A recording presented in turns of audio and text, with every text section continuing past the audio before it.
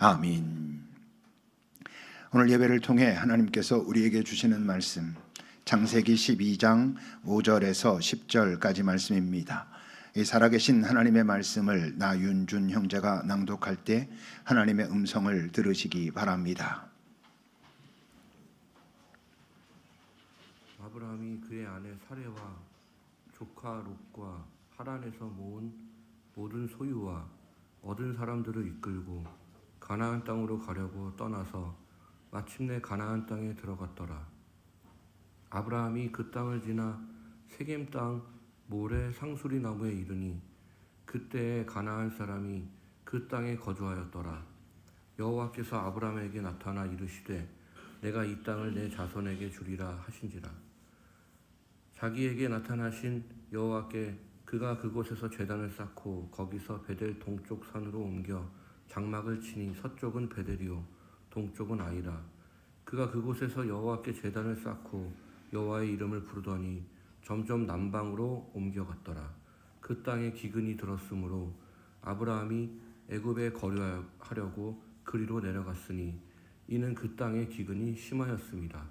아멘. 하나님의 말씀입니다. 이 시간 그 빗소리 찬양 드리겠습니다.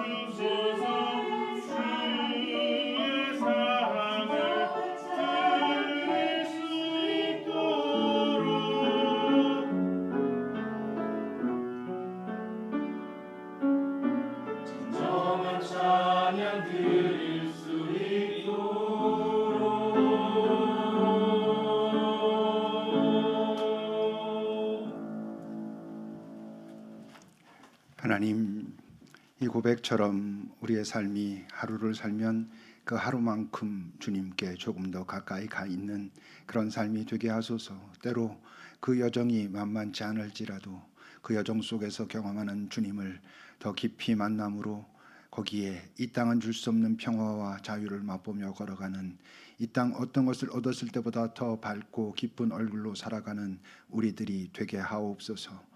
오늘도 예배를 통해 우리가 말씀을 들을 때에 주의 말씀이 우리를 가르쳐 우리가 새롭게 깨닫게 하시고 힘을 내어 용기를 내어 살아가는 또 새로운 시작이 되게 인도하옵소서. 모은 예물은 필요한 곳에, 흘러가야 할 곳에 바르게 흘러가도록 우리가 잘 깨어 그곳에 동참하고 성실하게 하옵소서. 예수님의 이름으로 기도합니다. 아멘.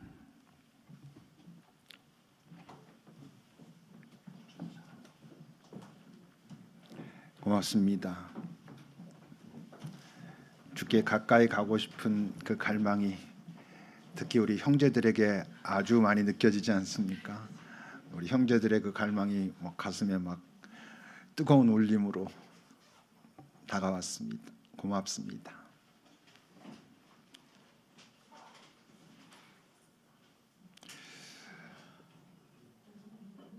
우리가 하나님의 말씀 듣기를 원하고 또 구하고 이제 그러죠. 근데 때로 하나님의 말씀은 우리의 삶에 위기처럼 다가오기도 합니다. 오늘 아브라함이 그런 것입니다. 오늘 아브라함이 생각할 때 하나님께서 나타나셔서 떠나라 그러신 거잖아요.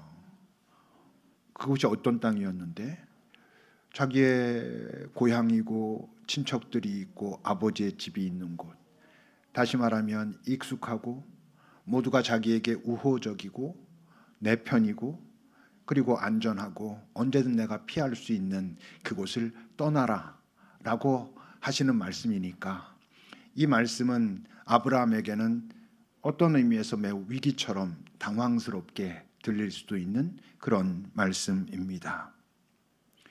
당연히 그렇게 말씀을 들었을 때 그가 그것을 하나님의 말씀인 것으로 알아듣고 떠났다는 것은 그동안도 하나님과의 관계가 있었다는 것이고, 근데 지금 이제 떠나라는 말씀을 듣고 떠나게 됐다는 건 지금까지 하나님과 맺었던 관계와 다른 관계가 설정되고 있다는 것을 의미합니다. 지금까지는 그 하나님은 나를 도우시는 하나님, 나를 도우시는 하나님이니까 나의 고향, 나의 친척, 나의 아버지의 집을 하나님 더 강하게 해주셔가지고 그래서 나를 높이소서, 나를 도우소서라고 했던 그 하나님인데, 이제 나에게 떠나라고 말씀하시는 그 하나님은 이젠 너의 의지의 대상이 변해야 돼. 이제는 네가 정말 누구를 따를 것인지 무엇에 복종할 것인지를 다시 생각해 봐야 돼 라고 말씀하시며 다가오시는 하나님이니까, 지금까지는 나를 도우시는 하나님에서 이젠 내가 따라야 할 하나님으로 바뀌는 것이니까 그 관계가 재설정되는 것입니다. 다른 말로 하면 나 중심에서 하나님 중심으로 바뀌는 것이죠. 신앙생활을 할 때 나 중심이란 우리는 어쩔 수 없이 이 땅 중심인 것입니다. 이 땅에서 내가 살아가고 있는 삶의 모든 이런 여건과 상황들을 하나님께 구했다면 하나님 중심이 되었다는 것은 이제 내 삶이 영원을 바라보고 그 소망을 가지고 그 영혼과 잇닿은 그런 삶을 살기로 결단하는 것을 의미하는 것이니 결코 만만한 일이 아닌 것이죠. 분명히 낯선 일이고 당황스러워할 만한 일입니다. 그래서 그것은 그런 하나님의 음성을 듣는 그 순간은 그의 삶의 위기이고, 바로 위기이기 때문에 그의 삶의 새로운 전환점, 전기가 되는 것이지요. 오늘 5절은 이렇게 시작합니다. 아브라함이 이제 그 하나님의 말씀을 들은 후에 아내 사레와 조카 롯과 그 하란 땅에서 모은 모든 소유와 얻은 사람들을 이끌고 가나안 땅으로 가려고 떠나서 마침내 가나안 땅에 들어갔다. 하란에 머물고 있었는데 이제 하나님의 음성이 들렸을 때 그가 모든 것을, 자기의 것들을 가지고 가나안으로 가야 되겠다라고 마음에 결정을 합니다. 앞에 데라가 갈대아 우르에서 나올 때도 가나안으로 가려고 했었거든요. 그러니까 뭔가 어떤 그런 음성이, 그런 느낌이 있었던 것 같기는 해요. 그러나 내게 보여줄 땅으로 가라라고 말씀하셨으니 정확하진 않았지만 그 가나안 땅에 대한 어떤 열망이, 울림이 계속 있었던 것 같아요. 그래서 가나안 땅으로 떠나자라고 하고 출발을 합니다. 어디에서? 하란에서. 하란에서 가나안까지는 가까운 거리가 아닙니다. 근데 오늘 본문은 하란에서 떠나서 마침내 가나안 땅에 도착했다라고 말해요. 떠나서 마침내라고 그 두 단어가 붙어 있어요. 근데 여러분 어땠을 것 같아요? 하란에서 떠나서 마침내 가나안까지 가는 그 사이에 얼마나 많은 일들이 있었겠어요. 걸어서 가야 하는 길인데 얼마나 많은 상황들이 있었겠어요. 우선 아브라함에게 그 길은 초행길입니다. 가본 적이 없는 길이에요. 갈대아 우르에서 나와서 하란 땅에 머물고 있었단 말이에요. 거기서 가나안 땅으로 가는 그 길은 초행길이고, 초행길이니까 당연히 낯선 길이죠. 그 시대의 낯선 사람들에 대해서 사람들은 우호적이지 않았습니다. 대부분 적대적이었고, 그러니 긴장이 있고 불안한 것이죠. 바로 그러니까 여러 유혹들이 있었을 거예요.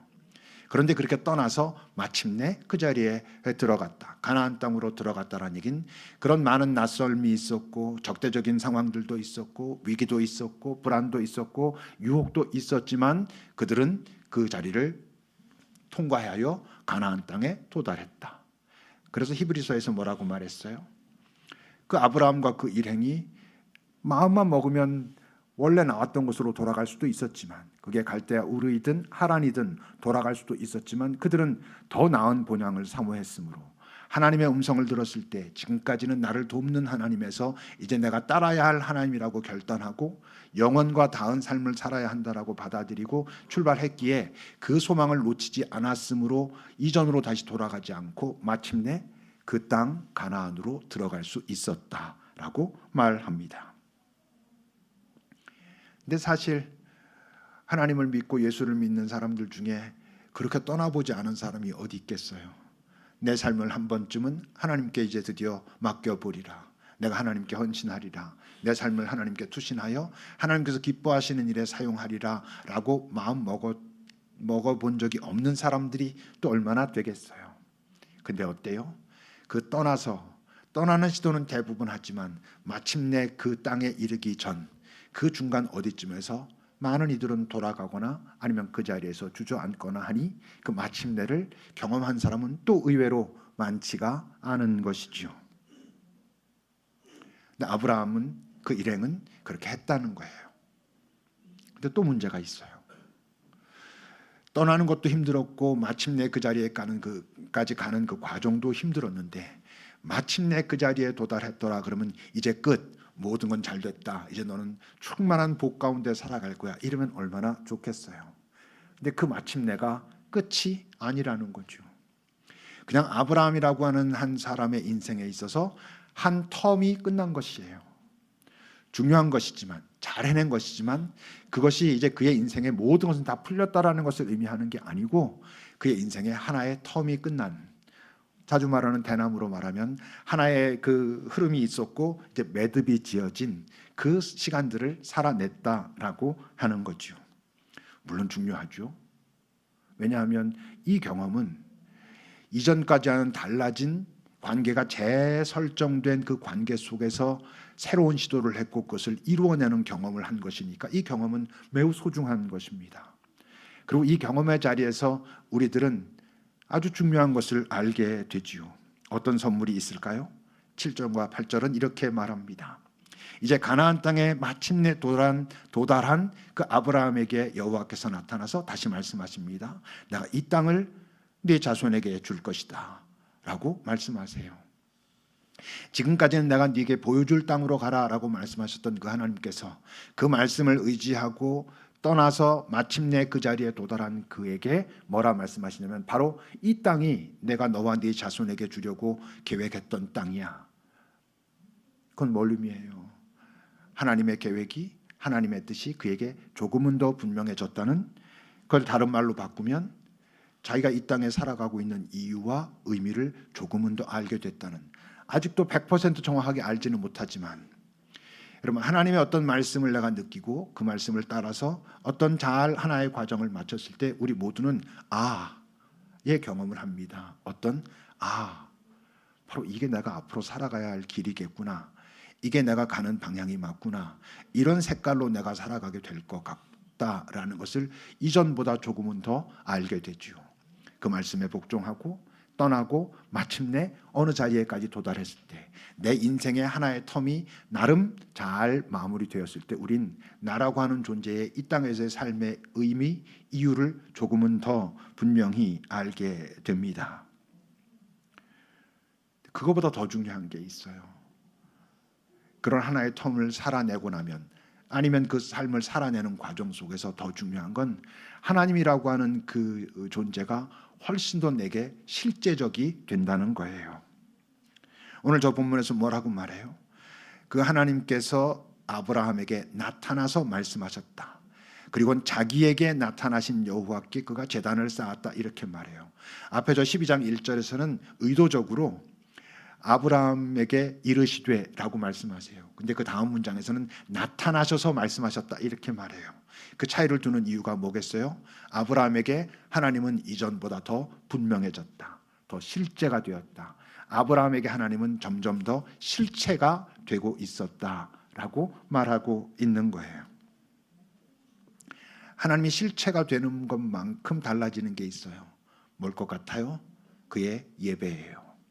아브라함은 이전에 하란에서도 아마 제단을 쌓았을 거예요. 그런데 이런 과정을 거치면서 하나님이 더 실체가 되거든요. 그리고 난 후에 그가 쌓는 제사는 여호와 하나님께 올리는 저 제사는 이전보다 더 진짜 살아계신 하나님, 나의 이 삶의 여정을 아시는 하나님, 그 여정을 인도하시는 하나님, 그리고 나와 1대1의 관계를 맺기 원하시는 하나님을 향한 제단이니까 훨씬 더 실제적이 되는 것이죠. 여기 우리가 함께 모여 예배하지만 여긴 우리들의 예배가 다 똑같은 수준에 있지 않아요. 그 예배는 어떤 것에 따라 달라지냐면 여기는 각자가 하나님이라고 하는 존재가 얼마나 실체인가, 얼마나 그를 내가 실제적으로 경험하고 나와 1대1의 관계를 맺고 있는가, 내가 하나님과에 따라서 여기 있는 분들의 예배는 다 다를 거예요. 그분이 실체가 되는 만큼 이 자리는 더 엄숙하고 진지하고 그러면서도 감사하고 기쁘고 할 것이고, 하나님의 실체가 아니라면 그냥 이 주일날 나와서 드리는 예배 1시간, 그것도 귀하지만 실체가 될수록 여러분들의 예배는 더 진지하고 그러므로 기쁘고 그분이 더 가까이 다가오는 경험을 하는 그런 아름다운 시간이 될 것입니다. 자, 이제 그런데 나름 멋진 경험을 한 거잖아요. 기꺼이 관계의 변화를 받아들이고 순종했고 그 버텨냈고 마침내 돌아가는 그 멋진 삶을 살아낸 이제 아브라함이 9절은 이렇게 말합니다. 그는 점점 남방으로 옮겨갔다. 사실 저 9절 문장은 필요하지 않아요. 마침내 도달해가지고 제단을 쌓았다. 그리고 10절에는 이제 그 땅에 기근이 들었다, 이렇게 말하거든요. 근데 의도적으로 점점 남방으로 옮겨갔다라고 말해요. 점점이라고 하는 단어는 그의 상태를 말하는 단어가 아니에요. 점점이라고 하는 단어는 그가 가리키는 방향을 말하고 있는 단어예요. 그의 지금의 상태, 그의 상황보다 더 중요한 건 그 자리에서 지금 그가 가리키고 있는 방향이에요. 지금 저 점점이라는 이야기는 지금 아브라함이 점점 어떤 다른 방향을 향하여 가고 있었다라고 말하는 거예요. 사무엘하 3장을 보세요. 사울의 집과 다윗의 집 사이에 전쟁이 오래 지속되었을 때 다윗은 점점 강해져 갔고 사울의 집은 점점 약해져 갔다. 지금 저 상황 속에서 사울은 누구예요? 왕이에요. 다윗은 누구예요? 신하예요. 그런데 사울이 왕이라는 것, 다윗이 신하라는 것이 아무것도 아닌 건 아니지만 뭐가 더 중요하다고 말하고 있는 거예요? 점점 다윗은 강해져 갔고 점점 사울의 집은 약해져 갔다는 게 더 중요하다는 거예요. 그래서 결국 다윗이 왕이 되고 사울은 그 자리에서 쫓겨나게 되었다라는 것을 지금 말하고 있는 거잖아요. 그러니까 오늘 9절의 말씀은 그 아브라함이 그런 멋진 삶의 한 텀을 살아냈음에도 불구하고 그 다음에 그는 점점 남방으로 내려가고 있었다. 다른 말로 하면 하나님의 땅에서 점점 멀어져 가고 있었다. 다른 말로 하면 하나님으로부터 그는 점점 멀어져 가고 있는 중이었다라고 말하고 있는 거예요. 그런 상황 속에서 10절입니다. 그 땅에 기근이 들었다. 물론 그 땅에 기근이 든 이유는 아브라함이 하나님으로부터 점점 멀어졌기 때문은 아니에요. 하나님으로부터 멀어졌기 때문에 그에게 고난이 찾아왔다. 이런 말은 틀렸어요. 왜 틀렸어요? 하나님께 가까이 있어도 고난은 찾아와요. 저 기근은 아브라함이 하나님으로부터 멀어졌느냐 멀어지지 않느냐와 상관없이 올 수 있는 것이에요. 다시 말하면 우리 인생의 고난은 그가 지금 하나님과 얼마나 가까운가를 재는 척도가 절대로 될 수 없어요. 하나님과 가까워도 고난은 올 수 있고 하나님과 아주 멀리 있어도 모든 일이 잘 풀리는 것처럼 보일 수도 있어요. 근데 차이가 있어요. 고난이 있느냐 없느냐는 그 가까이 있냐 멀리 있냐와 관계가 없지만 고난이 왔을 때 하나님과 가까이 있는 자와 하나님으로부터 멀리 떨어져 있는 자는 그 고난을 대하는 자세에서 차이가 생기는 거예요. 10절 그 뒷부분을 보세요. 그 기근이 왔을 때, 고난이 왔을 때 하나님으로부터 점점 멀어지고 있던 아브라함은 애굽을 선택했다는 거예요. 그리로 내려갔다. 그 땅에 기근이 심했을 때, 그 땅이 어딘데? 하나님의 땅, 가나안 땅. 하나님이 내가 이 땅을 너와 네 자손에게 줄 거야. 이 땅이 바로 네가 감당할 너의 사명이야. 너의 이 땅의 삶의 의미이고 이유야 라고 말씀하신 그 땅에서 그는 떠나 애굽에, 성경에서 저렇게 말할 때 애굽은 뭘 의미해요? 이 세상의 힘, 세상의 권력, 세상의 방법을 의미하는 거예요. 세상의 힘을 의지하기 시작하면 하나님의 힘은 점점 필요 없는 것처럼 보입니다. 하나님이 점점 필요 없는 것처럼 보이게 되고 그의 힘이 별로 필요하지 않은 것처럼 보일 때, 왜? 당장 눈앞에 세상의 힘이, 당장 사용할 수 있을 만한 힘이 눈앞에 보이고 내가 사용할 수도 있을 것 같을 때 하나님의 힘은 점점 별것 아닌 것처럼 보이고 결국은 하나님으로부터 점점 더 멀어지기 시작하지요. 이건 뭘 의미하겠어요? 말한 것처럼 아브라함은 분명히 쉽지 않은 선택을 했고 받아들였고 떠났고 그 쉽지 않은 과정을 이겨냈고 마침내 도달했어요. 그의 믿음은 매우 견고했던 거예요. 하나님에 대한 신뢰도 아주 단단했던 거예요. 근데 오늘의 이 말씀은 우리에게 뭘 말하냐면 그의 과거의 믿음은, 더 가까이 말하면 바로 직전의 믿음조차도 오늘의 그의 믿음을 보장해 주지 않는다는 거예요. 이전에 아무리 좋은 믿음이 있었어도 그것이 오늘 나의 믿음이 좋을 거라는 것을 보장하지 않는다는 거예요. 당연히 반대로 그의 옛날의 믿음이 허접해 보였다고 해서 그의 현재의 믿음도 허접할 거라고 말할 수 없다고 하는 것이지요. 그게 이 땅에서 우리가 믿음이라는 것을 말할 때 꼭 기억해야 될 아주 중요한 부분이에요. 믿음은 항상 현재형이에요. 믿는다가 중요한 거예요. 믿었었다는 아무것도 아닌 건 아니지만 그것이 오늘의 나의 믿음을 보장해 주지 못한다고요. 저 사람의 믿음이 옛날엔 참 좋았었는데 라는 말은 사실 지금의 믿음에 대한 의문이 있을 때 하는 소리예요. 나는 앞으로 믿음이 좋아질 거야. 나는 좋은 믿음을 갖고 싶어. 는 사실 지금의 믿음과 아주 크게 관계는 없어요. 물론 그런 기대를 가지고 지금 어떤 선택을 하냐에 따라서 달라질 수는 있겠지만 말이에요. 믿음은 현재형입니다. 과거의 믿음은 나를 보장하지 못해요. 미래에 대한 그 어떤 것도 내가 어떤 기대를 가지고 설렘을 가지고 시도를 할 수는 있지만 어쨌건 지금 나의 믿음은 현재형이어야 된다고 하는 거예요. 그러니 오늘의 하나님을 찾아야 나는 믿음을 지키는 거예요. 어제 만난 하나님이 오늘 내 믿음을 보장하지 않아요. 내일 만나고 싶은 하나님이 오늘 내 믿음을 보장하지 않아요. 그래서 우리는 하나님을 현존이라 말하는 거예요. 모든 순간 현재로 존재하시는 하나님. 나의 믿음은 나도 그분 앞에 현재의 나로 존재하고 있을 때, 현재의 존재이신 하나님과 현재로 존재하고 있는 내가 만났을 때 나의 믿음은 믿음의 삶으로 연결되는 거예요. 근데 오늘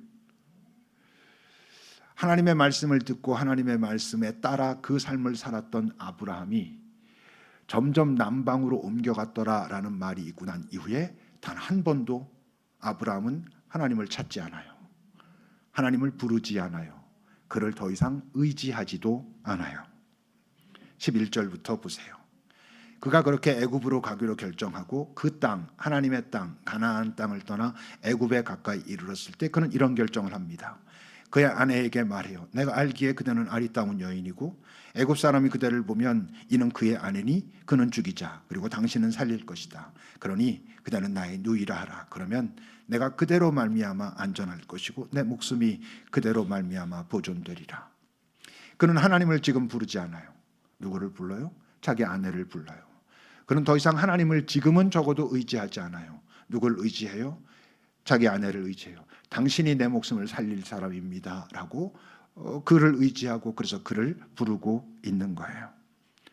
하나님은 멀어져 가 있어요. 점점 멀어져 가고 있었단 말이죠. 근데 이게 더 위험한 게 있어요. 이게 때로 꽤 효과적이거든요. 14절부터 보세요. 아브라함이 애굽에 이르렀을 때 애굽 사람들이 역시 그 여인이 심히 아름답다는 걸 보았고 바로의 신하들도 그를 보고 바로 앞에서 칭찬함으로 그 여인을 바로의 궁으로 이끌어 들였다. 아브라함이 자기의 아내를 기꺼이 내주면서 내 동생이니 뭐 좋습니다. 아이고 왕이 택해 주신다면 감사한 일이죠. 이랬다는 거예요. 그러니까 바로가 그로 말미암아 아브라함을 후대해서 아브라함이 양과 소와 노비와 암수 나귀와 낙타를 얻었더라. 모든 소유까지 풍성해졌다. 아브라함이 자기가 생각했던 참 좋다고 생각하는 방법을 사용했을 때 그의 목숨이 보존되는 것은 물론 그가 지금까지 없었던 많은 것들을 더 얻을 수 있었다. 가질 수 있었다. 소유까지 풍성해졌다라고 말하는 거예요. 그래서 이 세상은 헷갈려하는 거예요.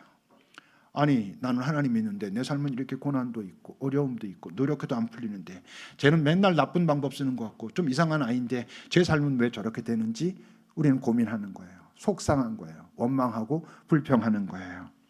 시편의 기자도 그렇게 말해요. 73편이에요.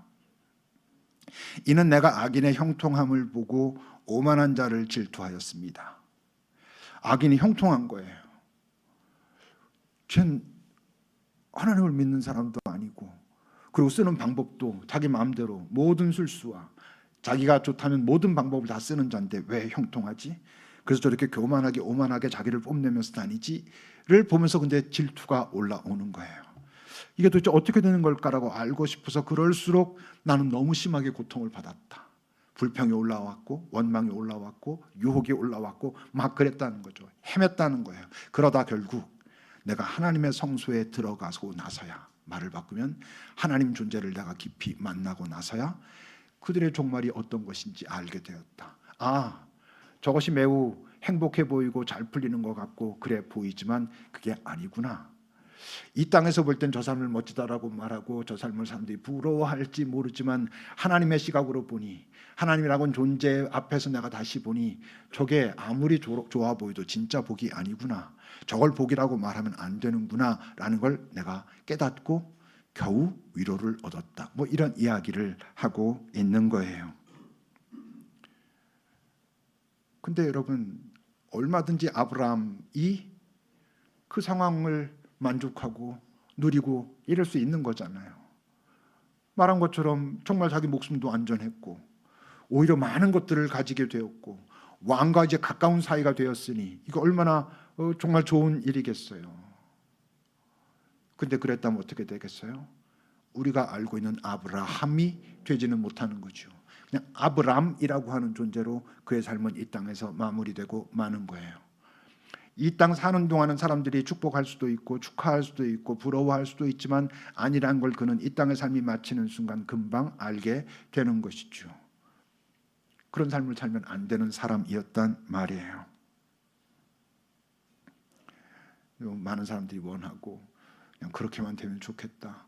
그렇게 되면 될수록 하나님은 더 필요 없고 하나님 없이도 살 수 있을 것 같고 이게 이 세상이 가지고 있는 아주 영악함, 악함, 감춰진 그들의 유혹 이런 것이죠. 근데 17절을 보십시오. 여호와께서 아브라함의 아내 사레의 일로 바로와 그 집에 재앙을 내리셨다. 다른 말로 하면 여호와께서 어쨌건 그 상황을 막아서셨다. 근데 여러분, 지금 아브라함이 기도했습니까? 하나님, 지금 우리가 이렇게 여기까지 이렇게 왔는데 지금 내 아내가 저게 이렇게 들어가 가지고 이러니 주님 이걸 고쳐 주소서라고 기도하지 않았어요. 말한 것처럼 지금 아까 그 이후로 아브라함은 단 한 번도 하나님을 찾지도 않았고 의지하지도 않았고, 그러니 그에게 간구하지도 않았어요. 하나님께서 그렇게 하셨어요. 여러분, 우리가 이 땅에서 여전히 하나님 곁에 붙어 있을 수 있는 건, 소위 우리가 하나님과 동행의 삶을 그래도 유지할 수 있는 건 우리의 믿음이 대단하기 때문입니까? 그런 분들도 있겠죠. 근데 여러분, 대부분은 아마 거의 다, 그리고 내가 내 믿음 때문에 하나님과 동행하고 있어라고 말하는 사람은 한 명도 없을 거고, 그렇게 말하는 사람은 뭔가 오해하고 있는 사람일 거예요. 우리가 하나님과 동행하고 있을 수 있는 이유는 우리의 믿음이 대단하거나 우리의 삶에 흠이 없어서가 아니라 그분이 참으셔서, 그분이 도우셔서, 그분이 여전히 기다리셔서, 길을 조금 더 열어주셔서, 우리를 톡톡 치시면서 이 사람아 그거 아니잖아 라고 깨닫게 하셔서, 그래서 결국 당신이 우리에게 내민 손을 거두어 드리지 않고 끝까지 내 손을 놓치지 않으셔서 우린 그 하나님과 여전히 오늘도 동행하고 있는 것이잖아요. 만약 여러분, 그 기근든 가나안 땅에서 아브라함이 하나님을 찾았다면 어떻게 됐을까? 그 기근든 하나님의 땅, 그 가나안 땅에서 하나님을 찾았다고 기근이 없어지지는 않았을 거예요. 기근이 없어지지는 않았겠지만 분명히 그 기근에 대처하는 방식은 달라졌겠죠. 하나님이 여러분 아브라함에게 애굽으로 가라라고 말씀하실 수도 있는 거예요. 예수님도 애굽으로 가라고 말씀하셨잖아요. 하나님께서 애굽으로 일단 피해라. 그것도 하나님께서 그 기근든 땅에서 말씀할 수 있는 하나의 방법이 될 수 있겠죠. 그렇지만 오늘 아브라함이 자기 뜻대로 자기 생각대로 보고 했던 그것과는 다른 어떤 방식이 됐겠죠. 또 애굽에 가서도 지금 아브라함이 사용한 것과 똑같은 방법을 사용하진 당연히 않았겠지요. 어떻게 될지는 모르지만, 그건 모르지만 어쨌건 분명한 게 있어요. 뭐냐 하면 그 기근든 가나안 땅, 하나님의 땅에서 버티며 하나님을 찾았고, 그래서 그 하나님을 만났기 때문에 누릴 수 있는 그 무엇, 그 하나님에 대한 경험, 그건 놓친 거죠. 기근이 들자마자, 하나님의 땅에 기근이 들자마자 그는 떠나버리고 말았으니까, 기근이 없어 보이고도 좋아 보이는 땅으로 가버리고 말았으니까 말이에요. 그건 다른 말로 하면 그의 인생에, 적어도 그 순간 그의 인생에 쌓을 수 있는 인생의 내공, 인생의 근육을 만들 수 있는 기회를 놓친 거예요. 그 한 번은 분명히 놓친 거예요. 여러분, 우리 인생의 근육이 언제 만들어집니까? 우리 인생의 기근을 통해서 만들어지는 거예요. 인생의 기근, 인생의 고난을 지날 때 내가 어떤 태도를 가지고 어떤 선택을 하고 누구를 바라보느냐에 따라서 그 인생의 근육이 쌓이는 거예요. 내공이 쌓이는 거예요. 아브라함이 그 기근든 가나안 땅에서 하나님을 찾고 하나님을 붙들었으면, 애굽에 갔을지 안 갔을지 그건 모르지만 그 하나님과 함께 지냈다면, 이 기근든 땅에서도 내가 눈에 보기에 좋은 저 애굽을 의지하는 것보다 하나님과 함께하는 게 맞구나, 그게 옳구나, 그리고 그게 내게 좋기까지 하구나 라는 걸 그는 경험했을 텐데, 그 경험할 기회를 놓치게 된 거죠. 여러분들의 삶은 어떠십니까? 여러분들의 삶에도 기근이 있을 수 있는데, 지금 기근을 겪고 있는 분들도 있을 텐데, 그때 여러분들은 무엇에 더 관심이 가고 무엇에 더 의지하고 싶어지고 그러는지요. 오늘 4월 마지막 주일입니다. 그러니 벌써 2026년이 3분의 1이 지난 거예요. 오늘 하나님께서 우리 각자에게 물으시는데, 이렇게 물으신다면, 네 인생의 끝까지는 말씀도 아니고 금년 말이 됐을 때, 이제 한 3분의 2쯤 남았을 때 네 인생은 복되었다라고 말할 수 있겠느냐라고 오늘 물으신다면, 여러분들은 어떻게 예측하실 수 있겠습니까? 네, 복될 수 있을 것 같습니다 라고 말할 수 있어요? 아니면 어려울 것 같은데요? 모르겠는데 이렇게 말할 수 있을까요? 복될 것 같습니다라고 말한다면, 아니면 지금 상황으로 봐서는 어려울 것 같습니다라고 말할 수밖에 없다면 그 근거는 무엇이어야 될까요? 지난 4개월을 바라보니 내 삶에 금년에 들어서 아무 문제도 없었습니다. 너무 잘 풀려가고 있고 지금도 내 삶은 너무 좋은 상황 속에 있고 내 상태도 그래서 좋고 하나님을 잘 사랑하고 있는 상태입니다. 금년 말에 내 인생은 참 복되다라고 말하고 하나님도 맞아 라고 할 수 있는 근거가 될 수 있다고 생각하십니까? 아닙니다. 지금도 마찬가지고 지금까지도 마찬가지고 지금까지 그리고 지금의 내 상태나 내 상황은 3분의 2 남은 그 순간 거기에 갔을 때 내 삶이 복되다라고 말할 수 있는 근거로서 너무나 희박하죠. 훨씬 더 아마도 정확할 근거는 뭘 것 같아요?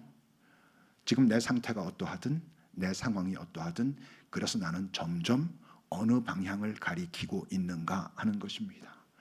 지금 여러분들의 상태가 무엇이든 상황이 어떠하든 어떤 깊은 고난과 아픔이 있든 어떤 좋은 일이 있든 지금 여러분들이 그 자리에서 하나님에 대한 갈망을 정말 더 가지고 그래서 점점 내가 하루하루를 살 동안 하나님을 향하여 가고 있는 게 내 큰 흐름을 보니까 맞구나라고 한다면 크게 잘못되지 않는 한 금년 말이 되었을 때 지금 여러분들의 상황과 상태와 관계없이 하나님께서 보실 땐 네가 이 한 해 복됐어 라고 말씀하실 것이고 여러분들의 상황이 지금 아무리 좋아도 상태가 아무리 멋져 보여도 여러분들의 방향이 그 반대로 점점 남방으로 가고 있다면 하나님께서 보실 땐 염려하실 것이고 여러분들도 막상 그 자리에 가보면 내가 이럴 줄 몰랐는데 왜 이렇게 됐지 할지도 모른다고 하는 거지요.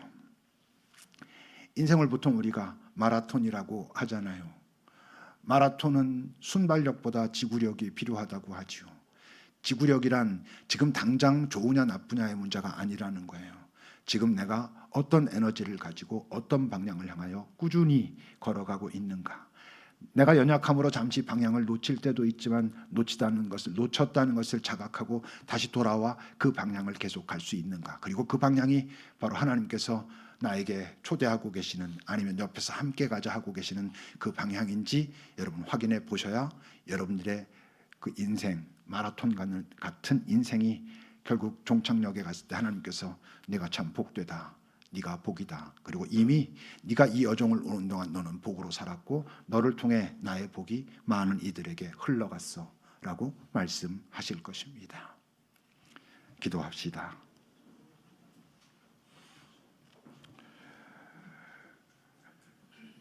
여러분들의 지금 상황은 어떠십니까? 상태는 어떠신지요? 중요하죠. 절대 아무것도 아닐 순 없습니다. 근데 더 중요한 건 그래서 그 상황 속에서 그 상태 속에서 나는 점점 어느 방향을 가리키고 있는가 여러분 한번 잘 살펴보세요.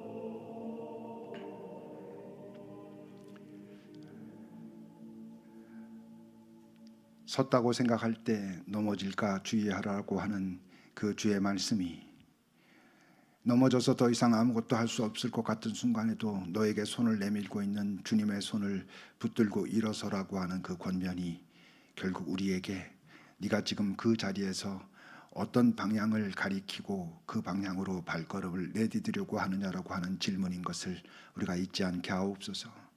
지금의 상태와 상황이 지금까지의 나의 삶이 아무것도 아닌 것은 아니고 당연히 중요하지만 오늘부터 내가 중요한 건 바로 지금 내가 내디딜 한 걸음인 것을, 그러므로 그 방향을 잘 결정하는 것이 내가 복된 인생, 복을 나누며 살아가는 인생이 되는 아주 소중한 핵심인 것을 놓치지 않고 이곳에 있는 우리 모두들 기억하게 하소서.